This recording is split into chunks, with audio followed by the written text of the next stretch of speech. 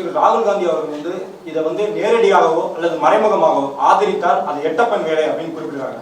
அதே மாதிரி பிரவீன் சக்கரவர்த்தி வந்து இல்ல வந்து யார் எட்டப்பர்கள் யார் எட்டப்பர்கள் இல்லைன்னு தேர்தல் முடிவுக்கு பிறகு யார் யார் எப்படி நடந்துக்கிட்டாங்கிறத பார்த்து மக்களுக்கு மிக தெளிவாக தெரியும்.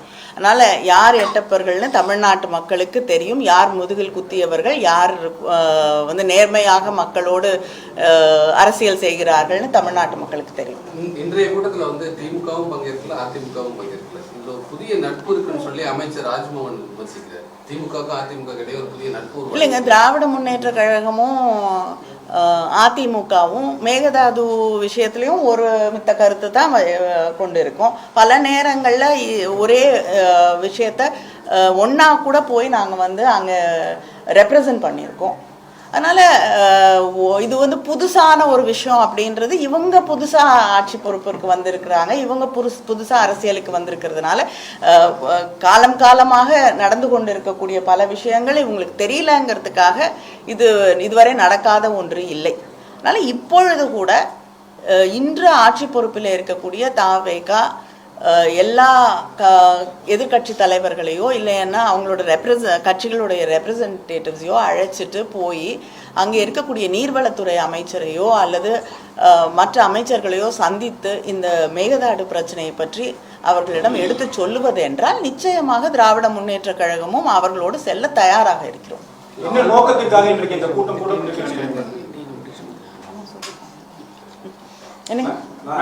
இன்றைக்கு வந்து தமிழக முதல்வர் கூட்டியிருக்க இந்த கூட்டம் என்ன நோக்கத்திற்காக நீங்க இல்லைங்க, திசை திருப்புறதை தவிர வேற எனக்கு எதுவும் தெரியல. சரி, நோக்கம் அப்படின்னா இது வரைக்கும் கூட்டம் நடந்து முடிஞ்சிருச்சு இல்லையா? ஏதாவது தீர்மானம் வெளியிட்டிருக்காங்களா? இல்லைன்னா முதல்வர் வந்து இந்த கூட்டத்தில் நாங்கள் இந்த முடிவெல்லாம் எடுத்திருக்கோன்னு வந்து சொன்னாங்களா? டிவிக்கேவுடைய ஸ்டாண்ட் என்ன ஏதாவது தெளிவுபடுத்தியிருக்காங்களா? அதனால என்ன நோக்கம்னு எங்களுக்கு தெரியல, அவங்களுக்காக தெரியுமான்னு எனக்கு தெரியல. அது அவங்களுக்கு தான் தெரியும். அது உங்களுக்கு தெரியறதுனால தான் என்ன கேட்குறீங்க. தாவைக்கா தவிர மற்ற எல்லாருமே மேகதாது விவகாரத்தில் தமிழக அரசு தவிர எல்லாருமே எல்லாருமே வந்து அனைத்து கட்சி கூட்டத்தை கூட்ட வேண்டுங்கிற இந்த இஷ்யூ தொடங்கினதுலேருந்தே சொல்லிட்டு இருக்காங்க. அதுக்கு கொஞ்சம் கூட செவி சாய்க்காம அவங்களுக்கு எதிர்கட்சி குரல்களை கூட இல்லைங்க, அவங்க கூட்டணியில இருக்கக்கூடிய சில பேருக்கு வந்து அது வந்து தர்ம சங்கடம் ஆயிடுங்கிற ஒரே காரணத்திற்காக அவங்க அந்த கூட்டத்தை கூட்ட மறுக்கிறார்கள். அவங்களுக்கு அந்த அளவுக்கு, அது மட்டும் இல்லாம விவசாயிகள் மீது அவங்களுக்கு இருக்கக்கூடிய அக்கறை என்னன்னு நமக்கு நல்லா தெளிவாக தெரியும். இதையெல்லாம் தாண்டி திசை திருப்பக்கூடிய எத்தனையோ விஷயங்கள் இன்னைக்கு நடந்துட்டு இருக்கு. இதுல இருந்து திசை திருப்பி இன்னைக்கு திடீர்னு தனக்கு வந்து இந்த டீலிமிட்டேஷன் மேலே ஒரு அதை பற்றி அக்கறை இருக்குது அப்படின்னு சொல்லிக்கிற விதமாகத்தான் இந்த கூட்டம் நடத்தப்பட்டிருக்கிறது. அதுவும் முறைப்படி நடக்காத ஒரு கூட்டம் தான். பில்லு வருதா இல்லையானே தெரியல. இந்த செஷனில் வரத்துக்கான வாய்ப்பே கிடையாது. பில்லு வருதான்னு தெரியல. அந்த புதிய பில்லு என்னன்னு யாருக்குமே தெரியாது. அதில் என்ன இருக்குங்கிறது அது தெரிஞ்ச பிறகுதான் அதை நம்ம ஏற்றுக்கிறோமா, எதுக்குறோமா, நிராகரிக்க போகிறோமா அப்படின்னு அதை பற்றி நம்ம விவாதிக்க முடியும். நம்மளுடைய பார்ட்டி ஸ்டாண்ட் என்ன அதை பற்றி அப்படிங்கிறது அந்த பில் என்னன்னு தெரிஞ்சாதான் நம்ம முடிவு பண்ண முடியும். அப்படி இருக்கக்கூடிய ஒரு சூழலில் யாருக்குமே அது என்னன்னே தெரியாத ஒரு இதில் நம்ம அதை பற்றி விவாதித்து என்ன பயன் இருக்கும்? தொகுதி மறுவரை தொடர்பா வரும் சட்டமன்ற இந்த கூட்டத்தொடர்லேயே வந்து சட்டமன்றத்தில் ஒரு தீர்மானம் நிறைவேற்ற போறதா சொல்றாங்க. தொகுதி மறுவரையே தேவையில்லை அப்படின்னு. இல்லை, திமுக நிலைப்பாடு என்னவா இருக்கு? இல்லைங்க, இதுக்கு முன்னாடி கட்சிகள் வந்து ஆட்சி பொறுப்பில் இருக்கிறது மாறலாம்.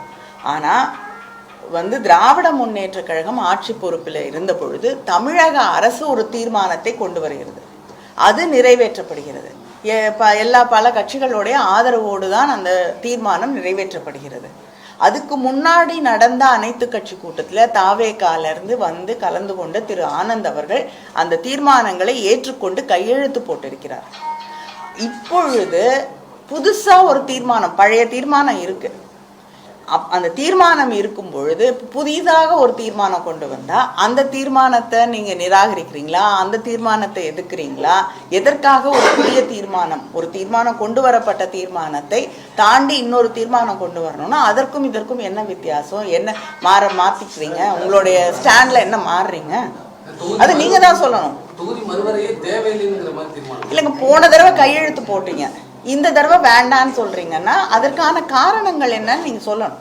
காங்கிரஸோட பிரவீன் சக்கரவர்த்தி வந்து இன்னைக்கு கேட்டிருக்காரு, இந்த கூட்டத்தில் நீங்க கலந்துக்காத வந்து பாஜக மீது பயமா அப்படின்னு கேட்டிருக்காரு பிரவீன் சக்கரவர்த்தி எம்பி.